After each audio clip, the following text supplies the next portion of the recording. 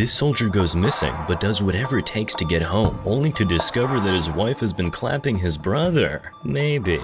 So this one starts off with a young officer writing a letter to his wife. By the way, this young soldier is played by your favorite Spider-Man. Well, depending on your generation, Tobey Maguire. I can't help but think Tobey Maguire is a soldier. Well, I am eager to see this. Still deciding how I feel about Chris Evans in Netflix's The Gray Man. Just hoping this one tops that is all I'm saying. I know, this movie is older. Still. Anyway, he's writing this letter to his wife because in 4 days he'll be deployed. And you know he might not return. So he's writing his letter to be delivered to his wife, just in case he never makes it back. Before I continue, because this is a huge distraction for me, what is that travesty on Maguire's head? Okay, back to the movie. Turns out our young officer, Sam, doesn't just have a wife, he also has 2 daughters. In the next scene, Sam is seen going to pick up his recently freed brother, Tommy, played by Jake Gyllenhaal, from jail. That night, everybody gets together to have dinner at the parents'. Right off the bat, you can tell a few things. Tommy and Dad have never gotten along. Well, Dad's a bit of a jerk, but I guess he's just acting out his hurt and disappointment. Also, Sam and Tommy's mom is dead. Rip in peace. Dad remarried a certain Elsie, but everyone's cool with her. Anyway, it was quite the family dinner with all the obligatory drama, so nothing much to see. A few days pass and Sam's in Afghanistan on his assignment. Good husband that he is, he tries to keep in touch and all of that. But one day while flying on a chopper, there's a crash and everything goes kablooey. But not kablooey kablooey. Kablooey in the open-ended way that Hollywood filmmakers like to do things, so that they kill and make alive as they choose. Anyway, the operative word henceforth is that Sam is dead. The officers come to give Grace, his wife, the news. She cries. The whole works. That night, Tommy sneaks into the house to drop off the vehicle he borrowed from Sam. Instantly, Grace hits him with the news that his brother has passed, and he just goes off and storms off to his father's house. Have I mentioned that the kids are fantastic actors? Especially the one playing the older girl, Izzy. The day of the burial is quite the emotional one, and the girls are giving me everything I want. Emotion, tears, body language, everything. What a couple of professionals. Meanwhile, Hank, father to Sam and Tommy, has chosen the day of the funeral to be a jerk. Excellent timing. Strangers passing by, everyone already having a hard time. What better time to make scathing remarks? Hank and Tommy argue for a bit while Grace gets handed the letter Sam had hoped she'd never have to read. She also reveals that she doesn't really believe Sam is dead because she can feel it. In the next scene, we're back to Sam. We all believe was Rip in peace, but in fact he was captured and is being held prisoner by certain men. His brother Tommy, on the other hand, is busy getting drunk and getting others, aka Grace, to pick up his tab. I mean, I don't love that your dad is an insensitive class A jerk,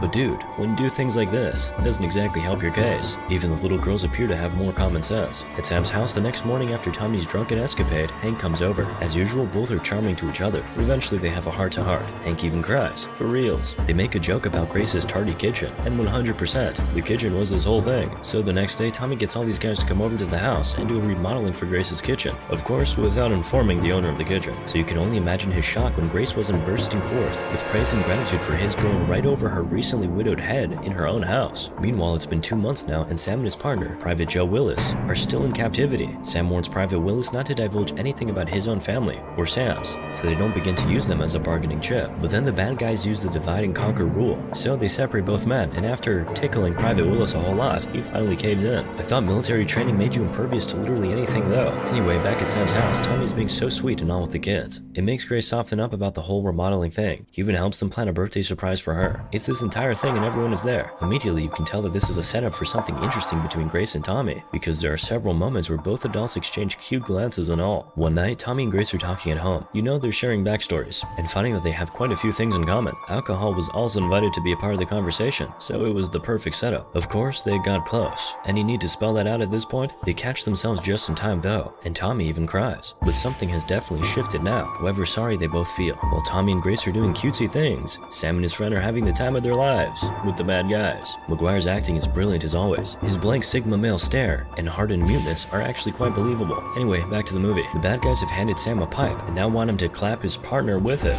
Joe went on and blabbed about everything, so the bad guys say they have no more use for him. At first, Sam chooses not to clap his partner, but then the bad guys start to threaten him with death, telling him it's either going to be him or his partner. Sam eventually caves in and goes sicko mode on his partner, killing him to death until he dies permanently. After the incident though, he isn't the same. Dude legit looks clapped on the inside and outside. No one does that kind of thing and lives a normal life after. Like clockwork, just after Sam kills his partner, the US troops swoop in to save Sam. Immediately after, Grace receives a call that her husband is alive. It's a miracle. She was right all along. After the call, Grace, the kids, and Tommy drive out to go welcome Sam. Sam still has that insane haircut on his head. I don't know how he had the time to clean up after his ordeal, but not enough time to change that haircut to something nice. Having Sam back isn't exactly easy for anyone. Seeing everything Sam saw, and then having to do what he did, it kinda does something to you. So even though Sam's home, Tommy is still having to act as dad and stuff. Things couldn't be more tense between Sam Sam and Grace, an experience that Hank said he also had with his wife after he got back from serving his country long ago. One day, while the family is out skating in the snow, Sam asked Tommy a very important question. He wants to know if Tommy and Grace ever clapped, because in his words, they look like two teenagers in love. Tommy can't give a straight answer, which is saying a lot to Sam. Why didn't Tommy just say no? I mean, it's not like they did, as far as we know. They might have feelings for each other now, but at least nothing came of it, supposedly.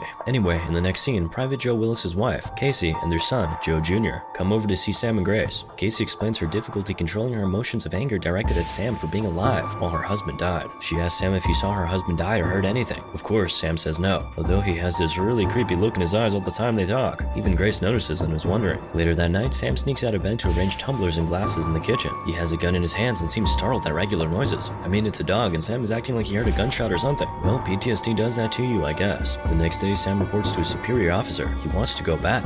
Wait, what? So everyone goes through the emotional roller coaster of losing you, burying you, and then getting you back, and then boom, you want to leave again? Then again, it's the trauma speaking, so it's kinda hard to fault him here. The house has no more fun with Sam around. He even seems sort of fused with his family, taking things super seriously, snapping at the kids, and refusing to talk to his wife. Grace eventually opens up to Sam about kissing Tommy, hoping he could get Sam to be open and honest with her about what happened to him, but he only tells her that he thinks she and Tommy are together. So he walks out on her. Sam apologizes to the kids the next day, but you can tell they're kind of terrified of him. And Izzy, I mean the child actor playing her, continues to ace this whole emoting thing. Being on the spectrum, I never quite got the hang of it. It's absolutely terrific. Hats off to her, really. Shortly after, it's Maggie's birthday and everyone gets together for dinner at the parents'. Tommy comes with a date, I think to prove to Sam that he's not at all interested in Grace. Or maybe he's just a Chad. Izzy's the one that opens the door and she's not impressed. Girl doesn't even hide it. She just opens the door, gives the stinkiest eye ever, and walks away. Tommy is as confused as I am. Like, do you want your uncle and your mom to get together, or what? Because that's kind of the vibe you're giving off here. So we get to the dinner table and Tommy's date turns out to be the classiest human ever. Super tactful, spewing talk after talk about Marines and how they are trained to kill, even when it's obvious that these people she's never met before are kinda tensing up because of her topic of choice. She just goes on and on like a battering ram. Meanwhile, Isabel's acting out and it's starting to irritate her dad a lot. When Sam pops her balloon, that's when she goes crazy and spews literal acid in her dad's face. Why couldn't you just stay dead? She says. She also lies and says that mom and uncle and Tommy were clapping all the time.